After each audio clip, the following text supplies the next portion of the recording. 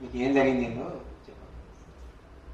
కడుపులో మంటలేస్తుందని ఒక దీది హాస్పిటల్కి వెళ్ళాను, రామ్నగర్ పక్కన మీషాక్ దగ్గర దీది హాస్పిటల్. అక్కడికి వెళ్తే పని చేస్తే మొత్తం నీకు నీటి పుడకలు వచ్చినవి, గర్భసంచి ఖరాబ్ అయింది, కొబ్బరి బండి అంత గడ్డ ఉంది, నీకు ఇది క్యాన్సర్ కావచ్చు, వేరే ప్రాబ్లం ఉండొచ్చు, ఇప్పటికిప్పుడు గర్భసంచి తీసేస్తేనే నీవు బతికి బయటపడతావు అని అన్నారు. అంటే డబ్బులు ఎంత అవుతామంటే రూమ్ లోకి పిలిచి మాట్లాడి 70,000 దాకా అవుతుంది, టెస్టులు మళ్ళీ బయటికి పెడతామని అన్నారు.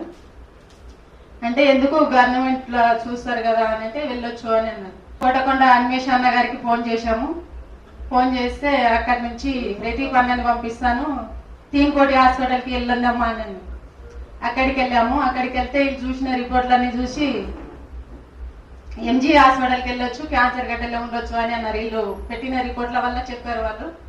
అయితే అక్కడికి ప్రదీప్ అన్న క్యాన్సర్ హాస్పిటల్కి పంపించాడు. అక్కడికి వెళ్ళాము. వెళ్తే చూసి ఇది క్యాన్సర్ గడ్డనే కావచ్చు, కాకపోవచ్చు, కొన్ని టెస్టులు పెడతాం, దీనిలో వినైతే ఏం చేయలేము, మేము టెస్టులు పూర్తి కావాలి అని అన్నారు.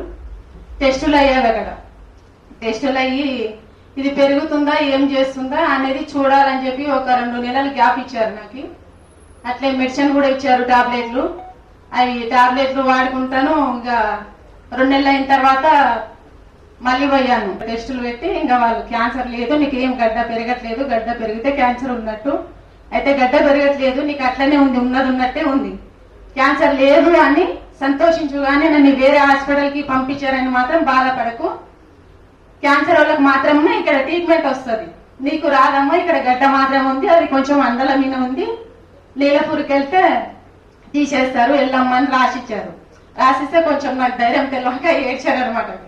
ఏడిస్తేను ఇంకా ఏమి బాధపడకు, అక్కడికి పోతే నీకు చేస్తారని రాసిస్తే పోతే వెళ్ళాను. అక్కడ అడ్మిట్ రాశారు. ఆ రోజు 5 రోజులలో శనివారం అడ్మిట్ అయితే బుధవారం సర్జరీ అయిపోయింది. అన్న వాళ్ళు కూడా కొంచెం నన్ను మంచిగా పట్టించుకున్నారు, అన్వేష్ అన్న గారు, ప్రదీప్ అన్న గారు. వాళ్ళు ఏదొకటి ఏం అడగలే. నన్ను నీలాపూర్ హాస్పిటల్లో ఒక బెడ్ డొనేషన్ మాత్రమే అడిగారు, అది కూడా ప్రదీప్ అన్న ఇస్తా అని అన్నాడు. కాకపోతే మాకు ఉన్నారు కానీ అక్కడ ఊర్లలో ఉంటారు పిల్లలు, మేము ఒకటే ఇక్కడ ఉంటాము. అన్న కొడుకు వాళ్ళ ఫ్రెండ్ని పంపిస్తే బెడ్ డొనేషన్ ఒకటే ఇచ్చాము. అయితే గుండె టెస్ట్ కూడా ఉస్మానియాకి నీలపూర్ నుంచి అంబులెన్స్ లోనే వెళ్ళాను, ఏం రూపాయి కూడా ఖర్చు కాలే, నాకు అంత మంచిగా అయింది.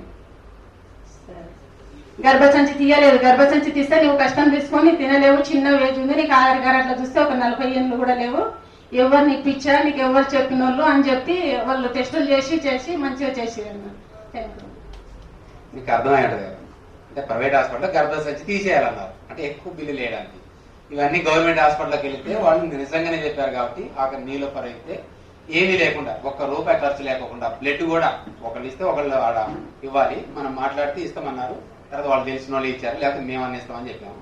అంటే ఏ పైసా లేకుండా నీలోఫర్ లో సక్సెస్ గా తను గర్భసంచి తీసేయకోకుండా ఉండదు, లేకపోతే చాలా ఇబ్బంది పడదు. అంటే గవర్నమెంట్ హాస్పిటల్ ఇలా మెచ్చుకోవాలి. అక్కడ నీలోఫర్ సూపరింటెండెంట్ రవి గారు కూడా చాలా చెప్పాలి, చాలా కేర్ తీసుకున్నారు. అంటే ప్రైవేట్ కి గవర్నమెంట్ కి ఎలా ఉన్నది అనేది సార్ కూడా పరిగణనలో పెట్టుకోవాలి. అంటే మేము గవర్నమెంట్ తిట్టడమే కాదు, గవర్నమెంట్ హాస్పిటల్ కూడా మంచిగా ఉంటుందని చెప్పడానికి.